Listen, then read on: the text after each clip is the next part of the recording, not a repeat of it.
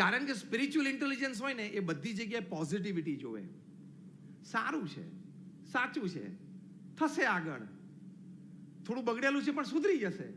આ પોઝિટિવિટીથી માણસ જીવે. That is spiritual intelligence. બહુ જ સારા એક મેનેજમેન્ટ ગુરુ છે ડગલસ મેકગ્રોગર. એનું એક પુસ્તક મેં હમણાં જ કોરોના ટાઈમ્સ દરમિયાન વાંચ્યું. એમણે કહ્યું કે સફળ અને અસફળ કંપનીઓ વચ્ચે ફેરફાર શું છે. મને થોડોક એવો વિષય આપવામાં આવે છે કે સ્પિરિચ્યુઆલિટી એન્ડ મેનેજમેન્ટ. સફળ અને અસફળ કોર્પોરેશન્સ વચ્ચે ફેર શું છે? તો અસફળ કોર્પોરેશન્સ છે ને એમાં ટાઈપ એક્સ મેનેજર્સ એમને નિમ્યા, અને સફળ કોર્પોરેશન્સમાં ટાઈપ વાય મેનેજર્સ એટલે કે executives. What do type x managers do and C and have an attitude? તો ડગલસ મેકગ્રોગર લખે છે કે ટાઈપ એક્સ મેનેજર્સ છે જેના લીધે કંપની અસફળ જાય છે, એ લોકોનો એટીટ્યુડ શું છે? આ કર્મચારી ખાલી પગાર આપી એટલું જ કામ કરે છે, આ નીરસ જેવો છે, આનામાં બુદ્ધિ ઓછી છે, આ ટાઈમે કામ પર નથી આવતો, આ કંઈ મને બહુ પ્રોફિટ નહીં કરાવી દે. આવા એટીટ્યુડથી કર્મચારીને જોવે છે. અને જે સફળ કોર્પોરેશન્સ છે એમાં ટાઈપ વાય મેનેજર્સ, એ લોકો કેવી રીતે પોતાના કર્મચારીને જોવે છે? સારો છે, આને તક આપીએ તો પ્રગતિ કરે એવો છે, આને ચાન્સ આપીએ તો આ કામ કરી બતાવે એવો છે, આ પહેલો આવે છે અને છેલ્લો જાય છે, પેલો કંપનીને વફાદાર છે. એમ પોતાના કર્મચારીઓમાં 2-3 સદગુણો જાણી રાખે છે. ટાઈપ એક્સ એમ કે જો આ તો 2-4 વર્ષ પછી ક્યાંક જતો રહેવાનો.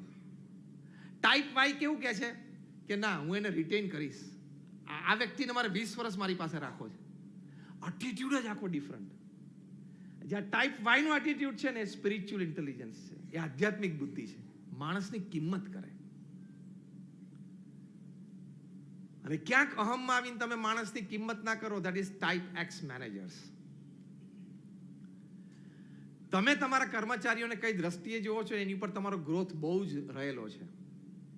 આ બધું તમારે ઇનિશિયલ ટ્રેનિંગના પ્રોસેસમાં તમે જે સ્કૂલ ઓફ નોલેજ શરૂ કરો છો એમાં બધું જ આવશે. ખાલી કાયદા કાનૂન વિશે જ્ઞાન નહીં, તમારા ફ્રેટર્નિટી વિશે જ્ઞાન નહીં, પણ all this attitude, human relations, everything. તો કર્મચારી તરફનો દ્રષ્ટિકોણ એક સ્પિરિચ્યુઅલ ઇન્ટેલિજન્સ છે. કોરોના દરમિયાન ઘણી બધી કંપનીઝે જે રીતે પોતાના કર્મચારીઓને સાચવ્યા છે એમાં hats off to Ratan Tata. કઈ રીતે પોતાના કર્મચારીઓને સાચવ્યા છે, આટલું પણ ઓછું નથી આવવા દીધું. તો they are type Y managers. એ લોકોનો ગ્રોથ અનબિલીવેબલ હોય. મુખ્ય મેનેજમેન્ટ પ્રિન્સિપલ પણ સ્પિરિચ્યુઆલિટી ઉપર ડિપેન્ડન્ટ છે. એ શું છે? You take care of your people will take care of your work. Simple. તમારે કામ કરવાની જરૂર જ નથી, તમે ખાલી તમારા માણસોને સાચવી લો, બસ. તમારા માણસો તમારું કામ કરશે. Again I repeat, you take care of your people will take care of your work. તમે તમારા માણસોનું ધ્યાન રાખો, બસ. એ તમને ગુડ મોર્નિંગ કે ભલે ચપરાસી છે, પણ એને જો એટલી ખાનદાની દેખાડી, તમે પણ આંખમાં આંખ નાખીને એને ગુડ મોર્નિંગ કોને, અથવા તો નમસ્તે, નમસ્કાર, પ્રણામ, જે કંઈ પ્રણાલિકા તમે સેટ કરી હોય ઓફિસમાં. પણ નાનામાં નાના ચપરાસી પ્યુન પણ તમને ટેબલ ઉપર ટી કોફી મૂકે, તમે આવો ત્યારે તમારે થેન્ક યુ બોલવું જોઈએ. એ મારો ક્લાસ 4 કર્મચારી છે, હું એને પગાર આપું છું એટલે મૂકીને જતો રહે, તો બિચારો મૂકીને જતો રહેશે. તમે થેન્ક યુ ના કીધું ને, તમારી માણસાઈમાં ખામી કહેવાય. ભલે તમે શેઠ છો, ભલે તમે માલિક છો, માણસ છે ને સામે. અને મેં પહેલા કહ્યું એમ, ઘણા બધાના દિવસો બદલાઈ જાય છે. હા, એ સુપર સોલ્ટ કોઈ સમર સોલ્ટ મારીને ક્યારે ઉપર પહોંચી જાય, અનબિલીવેબલ. અમે તો ત્યાં 2-3 કોન્ફરન્સીસમાં હમણાં 2-3 મહિના પહેલા ત્યાં બેંગ્લોર ગયા હતા. સ્ટાર્ટઅપ કોન્ફરન્સીસ હતી. શું છોકરાઓને મળ્યા, 20, 22, 25 વર્ષના છોકરાઓ, શું આઈડિયાઝ છે એની પાસે. અને બીકોઝ ઓફ ધોઝ આઈડિયાઝ જે લોકોને MF મળ્યું છે, PE મળ્યું છે, અનબિલીવેબલ. 22 વર્ષના છોકરાને વિચાર આવ્યો કે ચશ્માના કાચ કસ્ટમાઇઝડ હોય નંબર પ્રમાણે, કપડાં તમારી બોડીની સાઇઝ પ્રમાણે કસ્ટમાઇઝડ હોય, બૂટ કેમ કસ્ટમાઇઝ નહીં? બસ વિચાર આવ્યો. બૂટમાં સીધું 7 પછી 8 નંબર, 8 પછી 9, 9 પછી 10. કેમ કોઈને 8.5, 8.5 નો પગ ના હોય? એ કસ્ટમાઇઝ કેમ નહીં? એની પરથી સાયન્ટિફિક રિસર્ચ થઈ. કે તમારો 8.5નો પગ હોય તો તમે કાં તો 8નો બૂટ પહેરો કાં તો 9નું પહેરો. 9નું પહેરો તમને થોડું લૂઝ પડતું હોય, મજા ના આવે, એટલે તમે 8નું જ પહેરો, થોડું ટાઈટ પડતું હોય તો એ તમારું એક્યુપ્રેશર પગમાં થયા કરે એટલે 20, 25, 40 વર્ષે બેક પ્રોબ્લેમ ને નેક પ્રોબ્લેમ. એ પછી રિસર્ચ કરી. You would be surprised to know that this idea, this research got $200 million of mutual fund. $200 million idea. આ આઈડિયા જનરેટ કરનાર એક સામાન્ય ચપરાસીનો છોકરો છે. એટલે તમારા ઓફિસમાં કોઈ ચપરાસી કે કોઈ પ્યુન હોય ને એનો છોકરો જો આવો આઈડિયા જનરેટ કરશે ને $200 million લઈ આવશે ને તમારી કંપનીને બેઠી ખરીદી લેશે. પ્રોપર્ટી સાથે એક જ મિનિટમાં તારો આખો ભાવ બોલ. અત્યારે પહેરેલા કપડે ઓફિસમાંથી નીકળવાનો ભાવ બોલ. $200 million લઈને રાજકોટમાં આવે એટલે ગમે તેને ખરીદી લે. એટલે કોઈ માણસ નાનો નથી, એની હંમેશા કિંમત કરવી. પ્રમુખ સ્વામી મહારાજ તો કોઈ એટલે હરિભક્તોના પત્ર આવતા 7.5 લાખ પત્રોને એમણે જવાબ આપ્યા છે. હરિભક્તોની આગળ પણ પૂજ્ય લખે. What a respect four people. આ સ્પિરિચ્યુઅલ ઇન્ટેલિજન્સ છે. તો આ ફ્લેક્સિબિલિટી, એમાં મેં પહેલી વાત કરી ચેન્જ, બીજી વાત કરી લેસ ઓન આઈ, ત્રીજી વાત કરી હ્યુમન રિલેશન્સ. આ બધું ફ્લેક્સિબિલિટીમાં આવે. બીજો સરસ સદગુણ સ્પિરિચ્યુઅલ ઇન્ટેલિજન્સમાં બતાવે છે સેલ્ફ અવેરનેસ, અત્યંત સ્વજાગૃતિ. હું ક્યાં છું, શું બોલું છું, શું જોઉં છું, મારી આસપાસ કોણ લોકો છે, મારે આ કરાય ન કરાય, એની અત્યંત જાગૃતિ. પ્રમુખ સ્વામી મહારાજની શ્રદ્ધાંજલિ સભામાં ગાંધીનગરના 2016માં એક બહુ જ ગુજરાતના આગેવાન પ્રતિષ્ઠિત વ્યક્તિ એમણે સરસ પોતાનું ઓબ્ઝર્વેશન કહેલું કે પ્રમુખ સ્વામી મહારાજ તો 80 વર્ષનું જાહેર જીવન જીવ્યા, 8 decades of public life. એમાં 41 વર્ષથી તો હું એમને ખૂબ સારી રીતે ઓળખું છું, પરિચયમાં છું અને અનેક પ્રસંગે સાથે રહ્યો છું. પ્રમુખ સ્વામી મહારાજે રાજ્ય કક્ષાના, રાષ્ટ્ર કક્ષાના, આંતરરાષ્ટ્રીય કક્ષાના નાના મોટા પ્રશ્નો એમાં પોતાના અભિપ્રાયો વ્યક્ત કર્યા છે. પણ ક્યારેય એક પણ અભિપ્રાય માટે અથવા તો અભિપ્રાય વ્યક્ત કર્યો એમાં એક પણ શબ્દ માટે પ્રમુખ સ્વામી મહારાજ ક્યારેય કોઈ વિવાદમાં નથી આવ્યા. નો કોન્ટ્રોવર્સી. આ શું કહેવાય? સ્વજાગૃતિ, અત્યંત self awareness.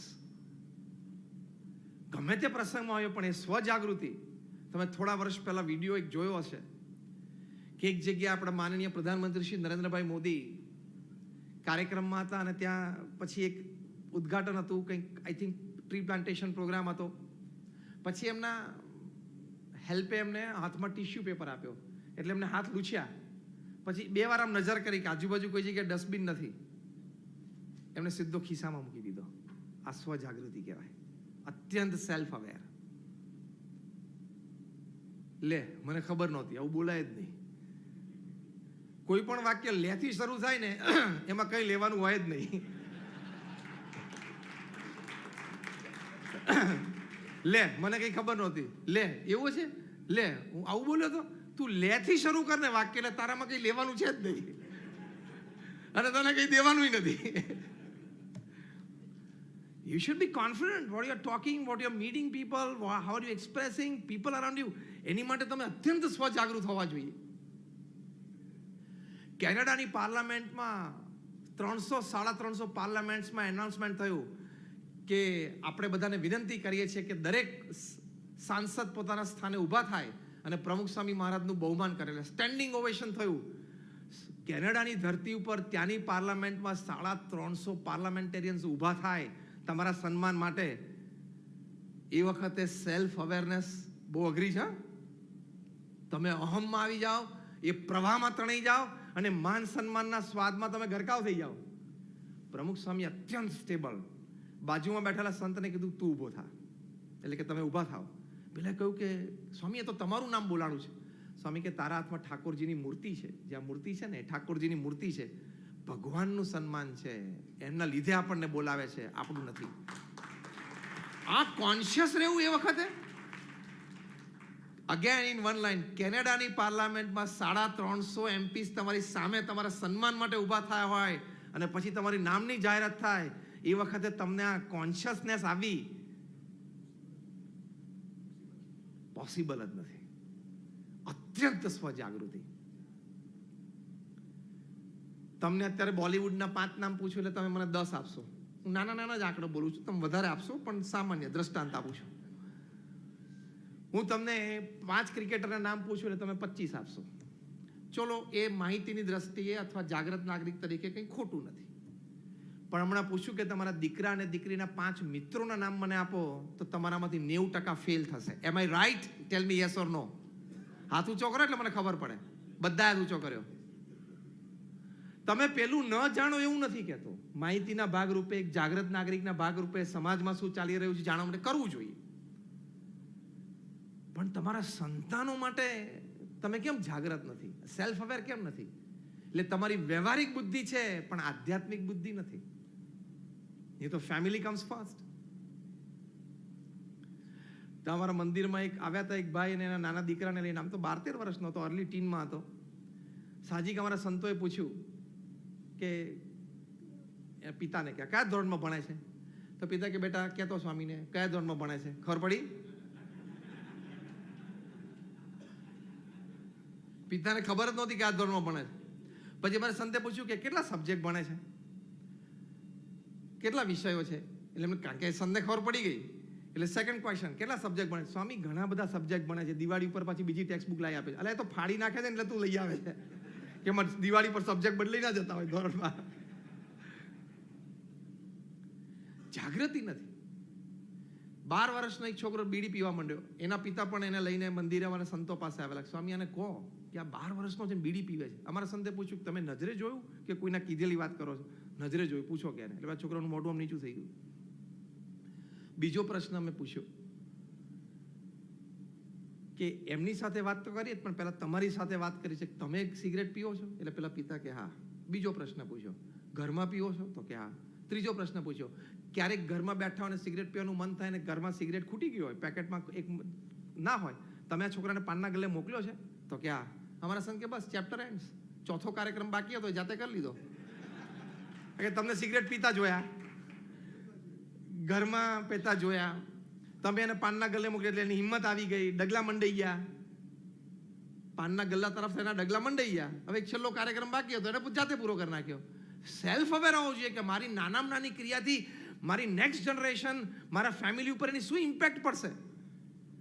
According to Harvard study, the first curse words that the children learn is from their parents and especially from their mothers. Harvard યુનિવર્સિટીનો સર્વે છે કે પહેલી ગાળ બાળક ક્યાંથી બોલતા શીખે છે? તો કે એના માતા પિતા પાસેથી, અને એમાં એની માતા પાસેથી. એક નાનો 2.5 વર્ષનો બાળક એના ફાધર ઘરમાં આવે તો જોશથી બોલ્યો લુચ્ચો આવ્યો. ફાધરને આશ્ચર્ય થયું, આ મને લુચ્ચો કહે છે. પછી ખબર પડી કે એની માતા હતી એમ વાલમાં લુચ્ચો થઈ ગયો છું, તોફાની થઈ ગયો છું. આમ ના બાળકને કેમ તોફાની થઈ ગયો છું, નાના બાળકને આમ વાલ જ હોય, વાલ કરતા તોફાની થઈ ગયો છું, ભણતો નથી, લુચ્ચો થઈ ગયો છું, ખોટું બોલત.